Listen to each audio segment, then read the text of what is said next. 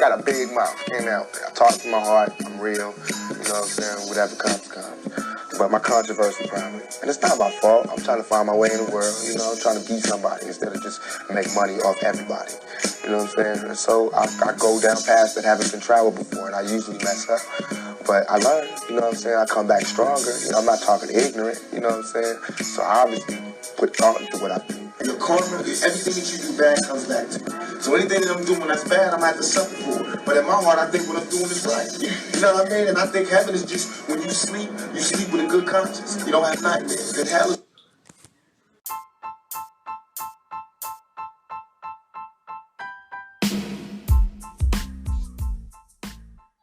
What's going on, everyone? I'm so happy you decided to join me on this journey called Podcast Life. We will be discussing topics like celebrity gossip, life lesson, politics, and etc. This is a judge-free zone. Think of me as that homegirl that is so down to earth that you feel like you've been knowing for years. Remember, over here at the Boomerang Effect, the motto is never judge a book by its cover before opening it up and reading it. And remember, it's okay to agree to disagree. Just stand on what you're saying. Got it? Period. Please like, comment, share, give feedback, anything to help this podcast grow, because it is a voice for the people. So, love, peace, and unity. Mwah!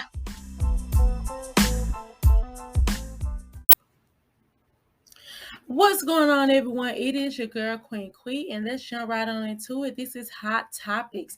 First up, the Border Patrol agent seen on horseback grabbing, confronting Haitians immigrants with whips like cords. Homeland Security Secretary Alejandro Mayorkas is in Texas this afternoon, seeing a massive surge of thousands of migrants firsthand. He's in Del Rio, Texas, where authorities have started mass deportations from that crowd of 15,000 migrants living in a camp city under a bridge. Now, it's a government effort to deter more migrants from traveling there. That group is mostly Haitian migrants, and already thousands have been deported. There is video of one of those deportation flights arriving in Port-au-Prince. And according to officials, ICE will begin flying multiple deportation flights a day starting tomorrow. See that parent with their child. But for many of those Haitian migrants under that bridge, Haiti hasn't been home for a decade, and we're seeing an increasingly heartbreaking situation unfold there in Del Rio. The next image might be tough to look at, but it's important to look at. The El Paso Times reported that a mounted Border Patrol agent was seen wielding a whip during an encounter with Haitian migrants. And joined Homeland Security Secretary Alejandro Mayorkas. We saw that image of at least one Border Patrol agent using a whip and was effectively trying to lasso some of the migrants. You see that picture there. Why not extend the temporary protected status? I mean, I guess you just explained why not. They don't want to send the message that the U.S. is open. Yeah, I think just more broadly, this administration has been caught between its values and the practicalities on the ground when it comes to immigration. They want to show Biden administration values that is safe, orderly, humane. But unfortunately, sometimes when they enforce the humane part, they don't always get the orderly piece.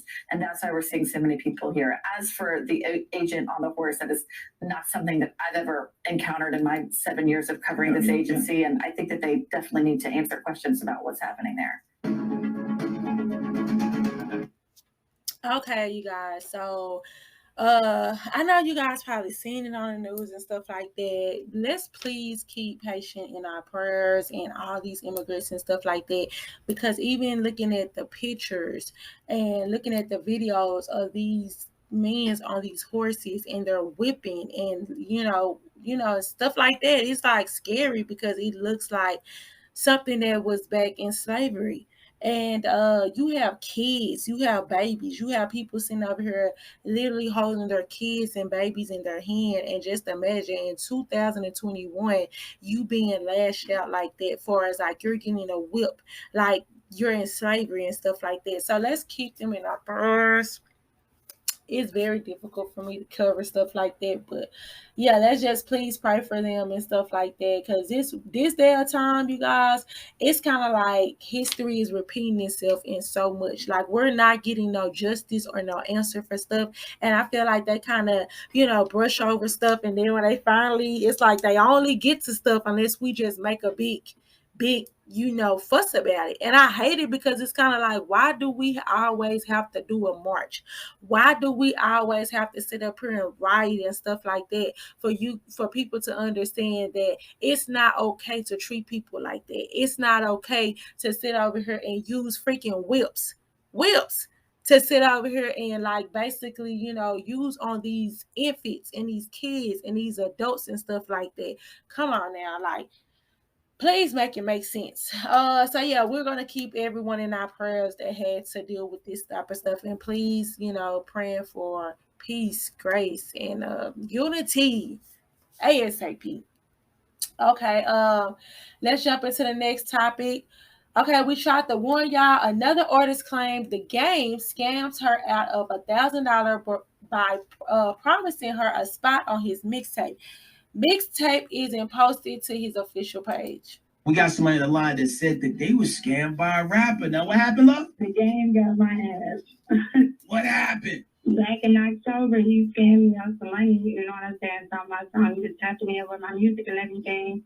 And then he was with it. If I was to pay for a spot to get on his mixtape, you know what I'm saying, that he was promoting. He didn't do any of that. How much did you pay to get on the mixtape? I paid $1,000. And then he laughed at me and thought it was funny when I confronted him about it. So I ended up putting out a diss verse to him. Are you sure it was the game? You sure it wasn't like some other account? Nah, it was him. So he made this little Instagram video, tagged in, saying that it was really coming. He inboxed us, DM. You know what I'm saying? So he had me and 3 other people tagged in this video, and this is when he first started scamming it. Wow. So buyers beware. Sometimes you don't always get what you pay for. We got somebody in the line that's... Okay, so a young lady had said she got scammed by the rapper The Game. And of course, she said she sent him the money and, he basically got over him. Please, people, be mindful. Now, don't get me wrong. It is a lot of people out there scamming, portraying to be the artist and stuff like that. And it's something like, for example, this is funny, but I never forget, like, somebody had screenshotted, inbox that guy, like, hey, this Nicki Minaj, can I borrow $20? I'll give it back to you by tomorrow. Now, girl, but it was funny because of course the person knew it was them, but I'm just like, it's some dumb people that were really, let me take that back because I don't want nobody to feel mad or upset. But it's some people out there will really sit up here and believe the simple fact is just because somebody has a profile picture of a celebrity that it's legit. I personally sit up here and say that I wouldn't send no celebrity no money. I have known for celebrities to sit up here and I have known, celebrities always scam me. I don't know why y'all think they so rich because they portray to be rich. Now, probably compared to you, they have more money, but in reality, sometimes they not even on your level far as like finances and stuff like that because they either blew it, money not coming in, or it's all gone. So it's kind of like when you guys are so starstruck, you guys lose focus. They sitting over here asking you, hey, can I send me about $500-$600 and then I do this and that? That doesn't make no sense. And then y'all don't have no paperwork in order. And then you get mad because you feel like, oh, this person, they got money, they this and that. No, business is business. So that's the same way when it comes down to these makeup artists, when these hairstylists, and y'all do these celebrity hairs and they makeup and get clothes and stuff like that and then all y'all do it for is for a shout out. Now, granted, I do believe that a lot of times that if you link up with an artist and then they give you a shout out, they might turn around and get you at least 15, 20 more customers because you do have fans and customers out there that they want to go to you just because you dealt with this person. I don't know why. It's kind of weird. Like if I post 2 or 3 pictures of a celebrity and truth be told, people start flocking to me because now all of a sudden they feel like I got a certain type of status. So you have to be mindful when a celebrity, you're doing business with a celebrity. Don't get so starstruck to the point where you lose focus of this is your job, this is your passion. So do I feel sorry for the young lady? Not really, because it's so much stuff out here that you can do research on. And I don't care. All that, oh yeah, you send me $1,000 through Cash App. First of all, somebody started talking about Cash App. I don't trust Cash App. I got Cash App just in case y'all want to send me $1 or $2. But I don't trust it. Like, come on now, like, use your common sense. When they start sitting up here, a business person or a person about their business, they're never going to sit up here and not want to do some type of professional business. You know, like, far as like be professional in some type of way. If I'm a millionaire and stuff like that, why would I be up there telling you, oh, cash out me $1,000 right now? I'm gonna do this, I'm gonna do that. What? Oh, you give it in the worst Judge Mathis. You giving me cracky. So I wouldn't even play them type of game. So I would say, y'all, please be mindful, because a lot of these celebrities do get hacked and their information do get hacked, and people, and then they, stuff starts sending it out. But then also, I do have to blame the people, because you guys get so caught up in the fact of their status to the point where y'all not having common sense and thinking like, well, would I even get this money, or would I even, be so freely to just hand this stuff over if this was a regular family member or a regular person that I personally know in real life that I know I could track down? But y'all send these people $10,000, $5,000 just to promote y'all, just to put y'all name in the atmosphere. Like, come on now. And then they feel like, and then they get so cocky, they feel like, give me this and give me that, or let me have this, or do this and do that for me, and I'm gonna give you a shout out. That's good enough. No. Like, nah, but then y'all want to charge the regular people that come to y'all, that's $1,000. What? But you didn't charge the person that was worth over $1 million. You didn't charge them nothing? Nah, baby. I ain't gonna do it. Keep that same energy. So no, I don't feel bad. What do you guys think? Do you think that, the game should have gave her money back? Do you, have you been scammed by a famous person? What is your thoughts on that? Because I personally cannot, will not, shall not do no crazy stuff like that. Okay, TikToker, admits to making $60K monthly by snitching on strippers to the IRS.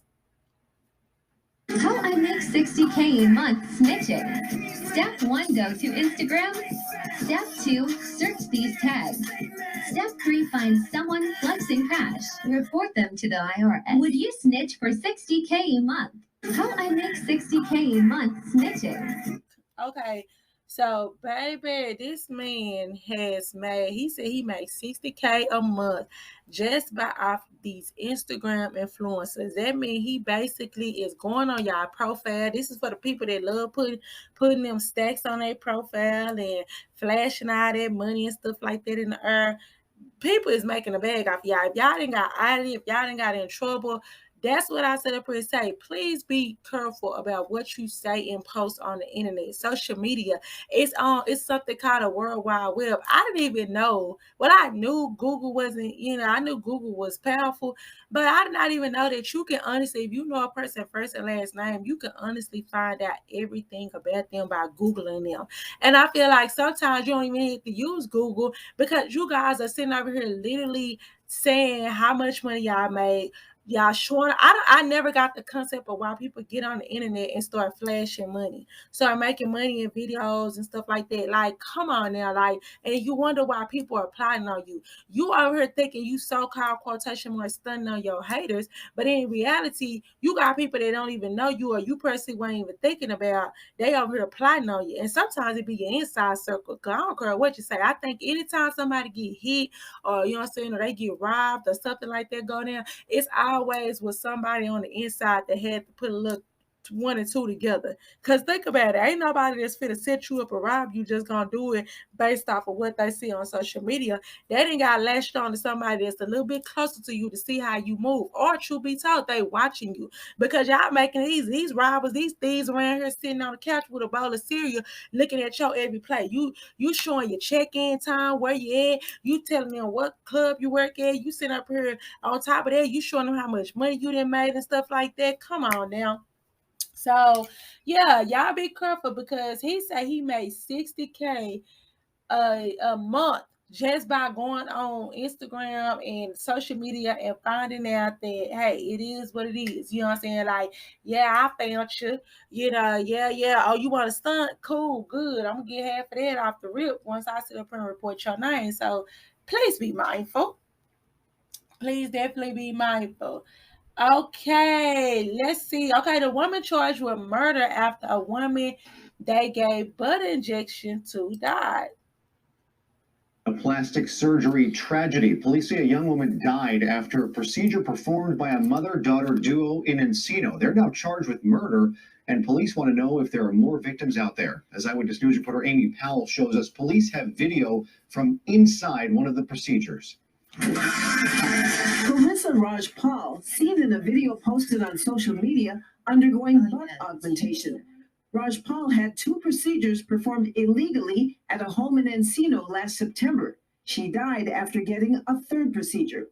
Police say Lydia Adame and her daughter Alicia Gomez presented themselves as specialists. Both have been arrested on murder charges. These individuals have no medical training, they are not experienced, and they are putting people's lives and health at risk.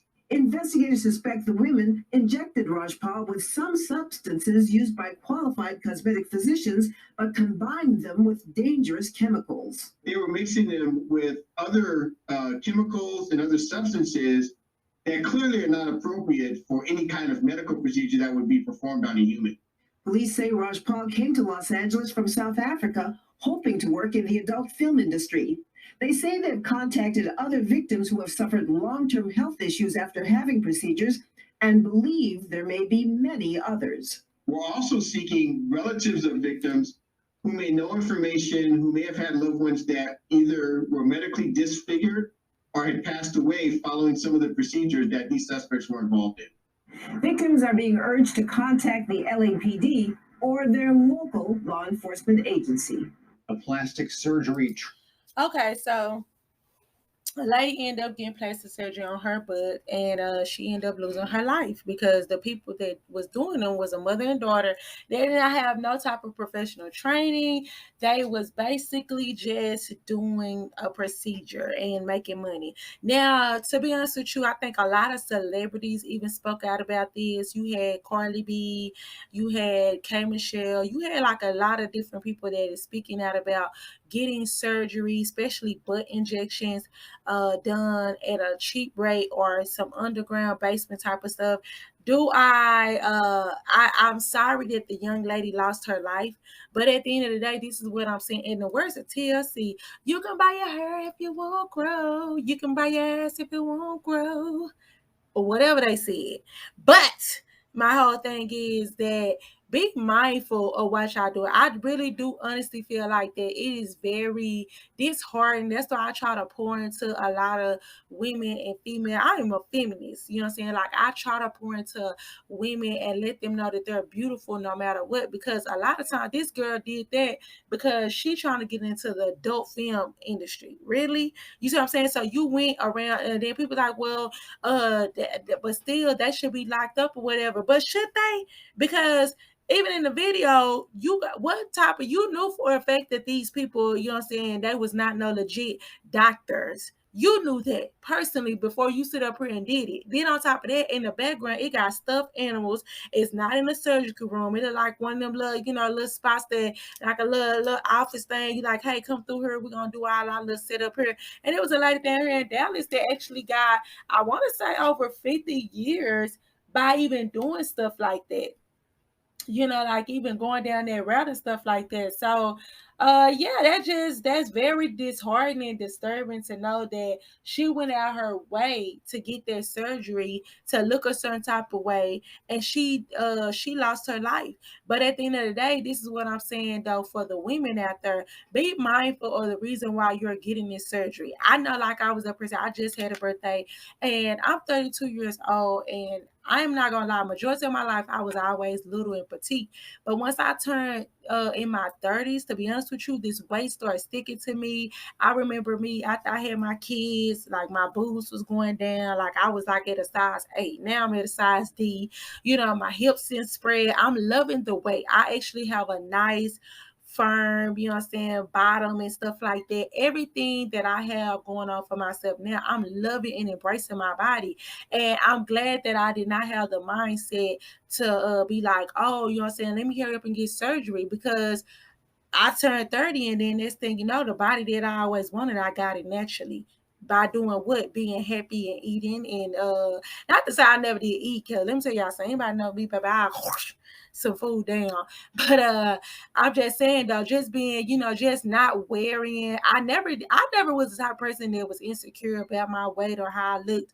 But I'm just saying though, for the people that are out there that's dealing with like an eating disorder and stuff like that, or just dealing with stress, let it go. You know what I'm saying? Eat what you have to eat. You know what I'm saying? Enjoy yourself, because it's going to be somebody out there that worship the ground you walk on, period.